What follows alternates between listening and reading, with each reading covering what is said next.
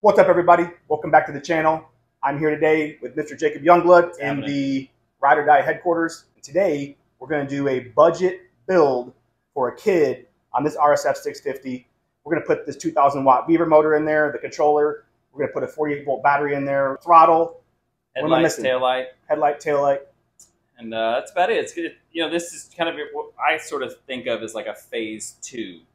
Okay. Right? Phase 1 would just be a battery upgraded, going through all stock. So like a battery only and stock components? Yeah. Okay. Right, that'd be phase 1. That was great for like my 6-year-old, 7-year-old. Right. He's 8 now, so we just upgraded him to one of these 2,000 watts. You know, I've ridden a 2,000 watt for a long time. Yeah.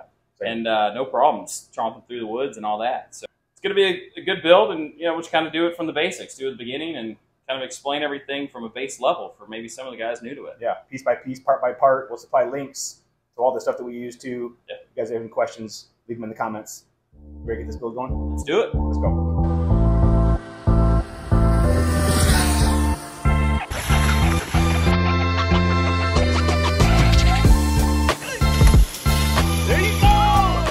All right, so here we have our parts table. We're going to go through what we took off and what we're about to put on. So the Razor, the RSF 650, the MX 650, the SX, all those, they come with 36 volt lead acid batteries, right? There's 3 of them, they're super heavy, and they last 10 minutes. You know, like it's just declining returns from day one. So we're going to go with this 48 volt, 15 amp hour battery. I think they're from Wheelchairs or something, somewhere along the lines, but this lithium ion, and that'll be all the power he needs, probably 20 miles, 25 maybe. How many amp hours? That's 15 amp hours. 48 volts? 48 volts. No modification needed to the bike in order to replace it? Nope, we're going to put a little tray in there just to kind of lift it up above the stock place, but cool. Velcro straps or zip ties tend to work well, you know, for what we're kind of riding. Here's the stock motor. This is the same motor you will find in the MX500, SX500, MX650. I think my 1020 is what the style, I guess. Yes. So my 1020 36. You can see this bad boy is the one we're replacing it with. This is the Beaver 2,000 watt, my 1020. This thing will go, man. Pretty good motor for the price. So here's the stock controller, kind of simple components. 6 wires for the throttle. This goes from the battery. This is your charger. This is to the brakes, where the brake cut off. And then that's it. That's about all there is to it. And here's our new controller, 2,000 watt, 48 volts, has a 34 amp out. Just, it's good. It's good for most people, especially novices, guys getting into it new. Kids, it's awesome for my kids. And when we do the family rides on Sundays, the kids love them. It's great power. It's not too much. The wife doesn't quite approve of it, but she's pretty close, which is, that's where you want to be, right? Right above wife approval. And then we move on to the next step. Still fun, wife approval right in here, you know, and then we'll slowly sneak it in there. So we got our positive, negative, our wires going out to our motor. And then this has a plethora of connectors. So if someone's new to this, they can just basically buy this kit and plug and play. It's really close to as plug and play as you can get. Here is our just standard throttle. This is just the Beaver kit, the Amazon special. I don't know, 140 bucks or something now. Like they were 180 for a while. They're even cheaper, I think, if you time it right. Yep.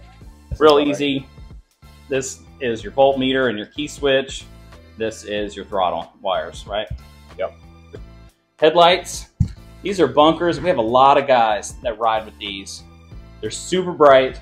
They don't draw a lot of power. They make a 7-inch that's a little too bright. You got one guy that's got 2 7-inch wide ones, and it's pretty blinding. They give you a ton of wire. They're for like a Jeep or something originally, but the mounts work real good. They give you a good thing to mount off of, and it attaches up nicely. Just plug it in 48 and see if it bursts. So what does this do exactly? So this is going to come in 48 off the battery, and then come out 12 volts. Okay, so it's going to take the power from our battery, and it's going to turn it into a usable power. Right, 12 volts for these lights. This is a Ride or Die special. It's coming up.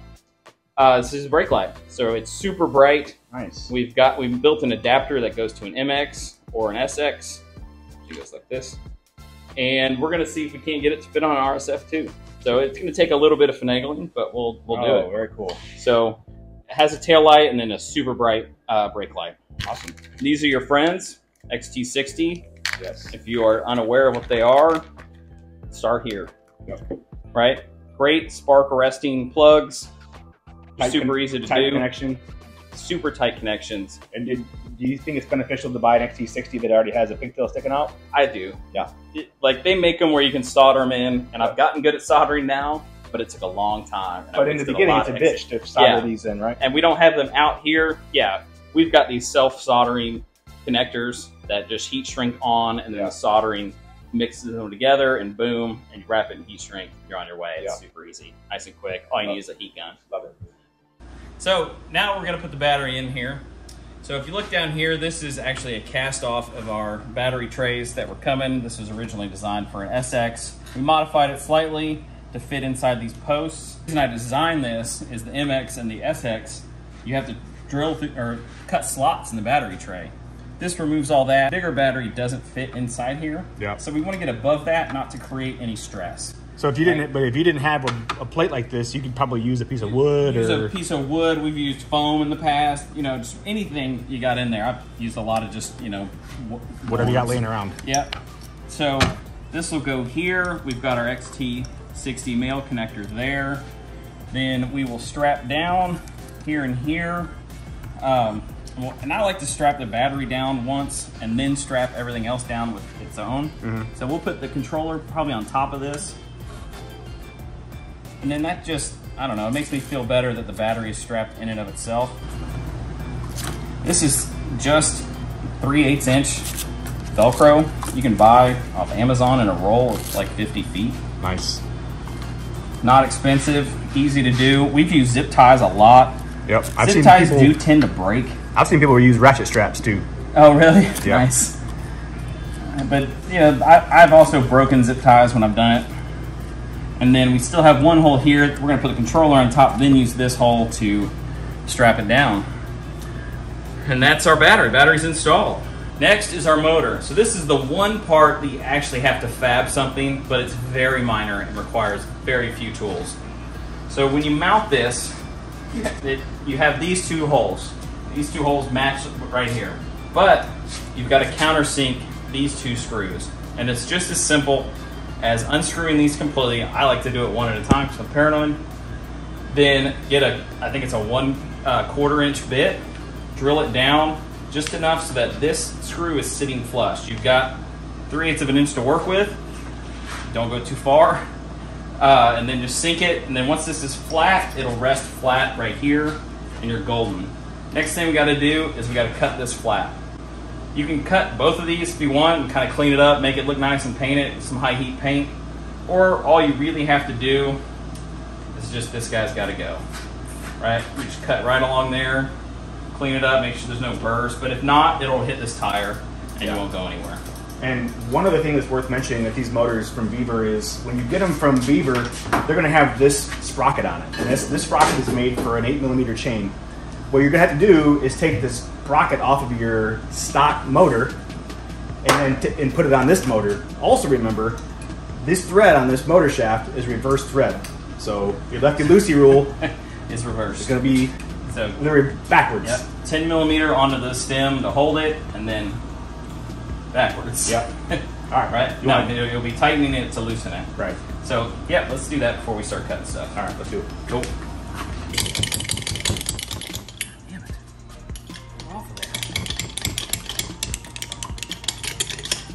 This is the approved Razor way of getting. If you look at the service manual from Razor, the approved way to get this sprocket off, I like the 3/4 inch. You could use a 7/16 or 11/16 if you'd like, but you just got to get under it somehow. Pop it up. It's a sprocket. It's going to be tough to bend. It's been on there for years and years and years. Yeah, half these we find out in the woods that are rusted all to hell. So they're not going to be easy to get off. Thinking about using some WD-40 here in a second. Or a blowtorch. There it is. We got it. Boom. Yeah. Use some scientific principles. Heat, blowtorch. Yep. And this, you know, I don't know what to do with these. I probably have 15 of them sitting around here. So if anybody wants to buy one, hit me up. I got 1 million of them. I'll just ship it to you. Okay. All right. So we're putting this back on. If you're not seeing things, I'm going lefty-loosey. Holding with my 10mm, got my 12mm to tighten it on. I don't go crazy tight with it. It's not going to come off. That's reverse thread. Yeah, but I put it on there pretty good. So now we're ready to cut. I've made this template a long time ago because I've done this a bunch. That goes in there, gives you a nice flat surface. We'll probably use the Sawzall or something? The Sawzall to cut this for sure. I've used a Dremel before if you have one of those sitting around. These, I think, are like brass or something. So make sure you're putting some serious downward pressure on it because they will strip. Yeah. And when they strip, it sucks. You can still get them out with a vice grip. And use everybody thinks all Phillips are created equal. That's right. They are not. And make sure you have the correct fitting screwdriver. PH2 maybe. I don't know exactly what it is, but if it's slipping at all, stop. There you go. Now we're loose. You hear that? That's the sound. Beautiful. Now when we go to do this motor, do we have to countersink all 3 screws? We do not. Just the 2 that are below these 2 mounting points. All right. This guy is free to stay. Love so it. we take this bad boy out. Nice long screw. So one way to size it up, you just look at your drill bit, make sure you got enough so that this thing can sink all the way down in there. This is aluminum. You don't have to go fast. It's super soft. Yep. Don't go too deep. So, and make sure you get the hole right, because I almost just did it wrong. You can hold it if you want. Check it every once in a while. That's close. That's probably a good depth. Yeah, see how that sits in there nicely? So now we can put this thing back in there, tighten it down. It's gonna stick out of the bottom. Yep. A little bit. But it's not necessary to cut the long side out, right? No, and, I mean, if you want to, if you're really picky about it, you could probably cut that end off. Yeah. It's not gonna hurt anything. People that are just getting into this, they've probably been on the forums and they've looked around and they've seen motors just like this, but they've seen them with bigger holes. Yeah. What is that people do with these motors that they put the bigger holes in them? They want more air. They keep a cooler temperature, right? Yeah. So a lot of guys do that. They drill this out and they drill out bigger holes and they make it into Swiss cheese, and so one way to do it. In order to do that though, you have to take all 3 screws out, take these caps off, and then drill them out that way. Yeah. What you don't want is metal shavings inside your magnets on the rotating parts. That's bad. One of the things, so one of the advantages of drilling your holes out is it's cooler. Yeah. One of the disadvantages is it's probably not going to be as resilient to weather. Correct. More opportunity for dust, mud, water, all of it, all the elements to get in there. Cool. And that's a bad idea. Generally. All good points.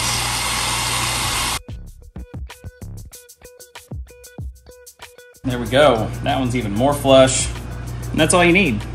Now that can sit up against this bracket. We're good. Now we're ready to cut.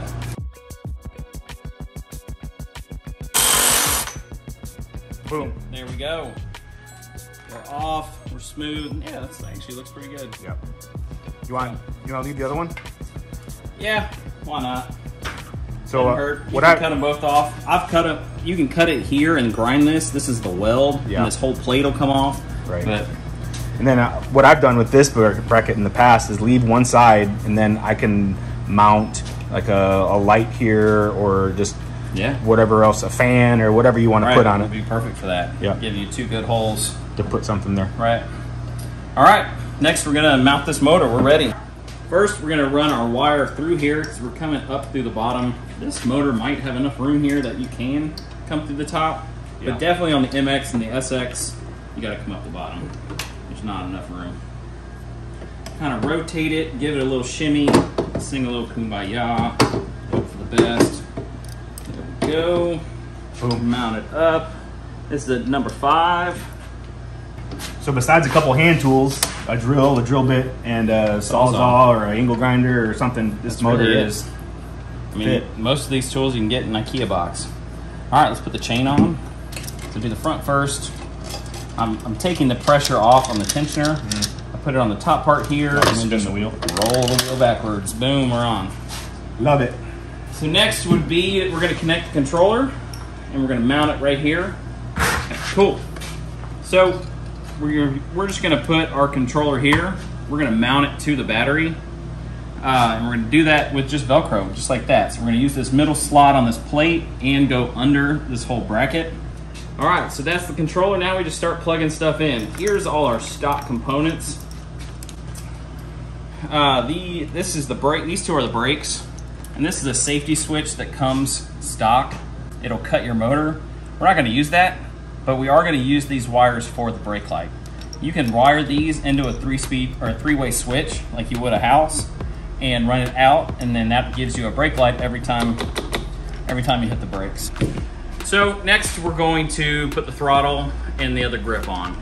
So number 3mm Allen wrench, real easy. Again, if you don't have one, go to IKEA and buy something. Just loosen it up. It helps if you turn it the right direction. All right. There you go. There you go. That's the way. Ah, there it is. This one tends to come off a lot easier than the other one. The old, what is it, the old BMX trick, you'd spray hairspray on them and then slap them on there and they're on there forever. I still do that. You do? Yeah. I think one of the guys did it and then we had to get that grip off for some reason one time. Oh no. And we ended up having to cut it because it won't come off. You better make sure you got everything where you want it before you do it. So, fairly simple. This runs through here, down to this bunch of wires. We're gonna run it back out. Got some, it's attached here and there. So those wire keepers that you're messing with, I like to save those. Those are cool. They're real cheap at Harbor Freight. You can buy, I don't know, 10 feet of them or something at a time. Yeah. And it really helps everything keep organized. And if you're a tidy person, I like to keep my stuff nice and tight. It helps a lot. It applies to all phases of Kyle's life. Abs, vagina, wiring. Buttocks. You can edit that last part nice out. Nice and tight. Like. We need to open this up to get this out, probably. This bad boy's gone. Done. You know, you want to try to make money off of it, go sell it for $5. Do you think it's worth keeping the connector on that? This? For whatever reason? Yeah, you never know. You know what I do? You use that for lights and stuff later? Yeah, I'll save the wires. Yeah. I'll throw the throttle away, but I'll save this wire just because I never know when I'm going to need to extend a line or. It's a great way to organize wires, especially when you're like, because you can go in and out and in, you know, anywhere through a 6-pin, and it makes your life that much cooler. So we're putting on a keyed throttle. Apparently, we're going to need to split it up a little bit. With a keyed throttle with a display voltmeter. So some of these come with a voltmeter that'll tell you the volts you have left on your battery, and some of them will just come with a squares. Some of them are numbers. Yep. It kind of depends on what comes interchangeable. Boom. Run our wire. I've never tried to see if these keys are fairly universal. I doubt they're really making them that many different combinations. You don't think they have 3 trillion key sets? I doubt it. You never know. There's probably 2. Yeah. So we're gonna run this back through down to our controller as best we can. In terms of tightness of wire, I like to just kind of follow others. Yep. So, you know, make something, you can group them together.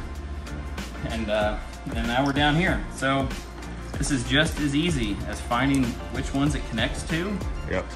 Throttle is going to be this bad boy here. So we're red, green, gray. We're doing this on the RSF, but if you have an MX or an SX, it 100% applies to all of them. Okay. It's not specific to this bike. Same combo. Now, if we hooked up these wires and this wire, we would be able to go. So we're real close. We're just gonna do a little bit of soldering here in a second. All right, next up, we are going to connect our battery. So you can replace this. Some guys go with an XT90, which is slightly bigger. We've got a male end, we're gonna make the female end. This is just a standard Klein Tools wire stripper. You need 3/8 of an inch. Grip down onto it, wiggle it just a little bit. Boom, we're perfect. Here we need I like a little bit more metal showing. Yep. Boom. These particular butt connectors, you are mechanically squeezing them, and then we're also applying heat to join the and it'll heat shrink this yellow down. Gotcha. So it makes it more weatherproof. Yeah. Nice. Just gives you a nice solid connection. So in an effort to minimize rework, we want to make sure that our black is going into the negative connection on this XT60, and that this is matching on this side, which you don't want to do. I've done it before. You're not paying attention, and you wire them backwards, and you go to hook it up, and it goes sparky. Yeah. They make bus bars that these bolt into, nice and neat. They're there. I've had them melt before, and I just don't like using them. So I've used what are called MT60s, which you can solder these together, and it makes a plug. This motor's not coming out of here anytime soon, so we're just going to connect all these together. It'll be a nice, secure connection. You won't have any problems, and it won't melt. It won't melt the way these tend to melt those bus bars. So we're gonna permanently affix the electronics in this bike. Correct. If you were the type of person that you thought you were going to make a modular type setup where you were going to take it out, put it in, take it out, put it in, correct, you might consider putting in some XT150s. Make sure everything is kind of quick connect, so that if you get another bike, then you can unplug it and just plug it back into the next bike. Correct. Good advice. So also make sure that you're on the right side of all the wires that you want to be. Right, if we were out here. Yeah, don't be that guy. That wouldn't work. So we're nice and clean, there's nothing in it. We're gonna fold all this back, you know, and clean up our wires. And all this is covered on this bike. So next thing to do is start cutting. Okay, I like my crimps. Everything's touching. Metal's where the metal's supposed to be. Rubber's where the rubber's supposed to be. Boom, boom. Now we're gonna shrink wrap these. So our motor wires are connected. Next thing you do is to connect the battery. It's probably gonna spark. This one may not. Yeah, there it goes. Just a little pop, no big deal. Just keep going in. Don't give up on it. Then we gotta plug in our hall wire sensors. Boom. Now we're ready to go. Let's turn it on. We're green. You ready? Green means go. 1, 2. Is it gonna work? Damn. This is a little faster than stock. Boom. Awesome. He's gonna need to upgrade his brakes now. Brake upgrade is gonna have to come soon. So I guess next for us, we're gonna clean this up. Clean up some of the wiring, strap this down. For our next episode, what we're gonna do is we're gonna build a plate to mount the headlights to. We're gonna mount the brake lights, and we're gonna hook those lights up to this stock switch. So the stock switch, which was used to be the power switch, right? But now we have a key connected because that comes down to here. We're keyed over here, which is safer. Yep. And we're gonna add the converter in line here, run power out.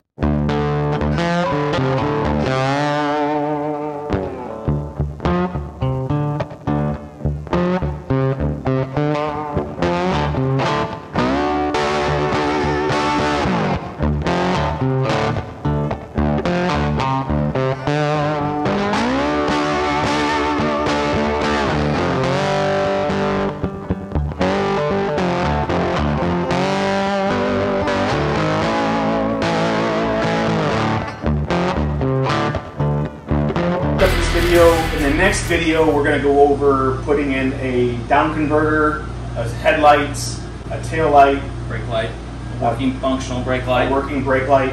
We're going to do this in episodes. This is episode 1, wiring it up, getting it running, kind of the thing that, you know, your average guy with average tools, normal tools can do.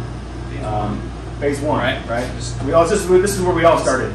Yeah, and that's welcome to the insanity, because this is how this happens. Yeah. Next thing you know, you're doing upgrade after upgrade after upgrade after upgrade. Yeah. So on a scale of like 1 to 5 beers, how many? And as far as simplicity or difficulty goes, what would you say the scale would be on this? 1.5, 2 beers tops. Okay. Right. Minor electrical, minor fabrication, nothing crazy. We're not cutting any framing. We're not welding. Nothing like that. So if you have any questions, leave them in the comments. I'll try to get to all the comments. You know that I do. Stay active with the community. If you have any questions, let me know. Let's do this. All right, on to episode 2. Thanks, guys. Thank you. For Channel 4 News, I'm Ron Burgundy. You stay classy, San Diego. And thanks for stopping by. But mainly, stay classy. Thanks for stopping by. Stay classy.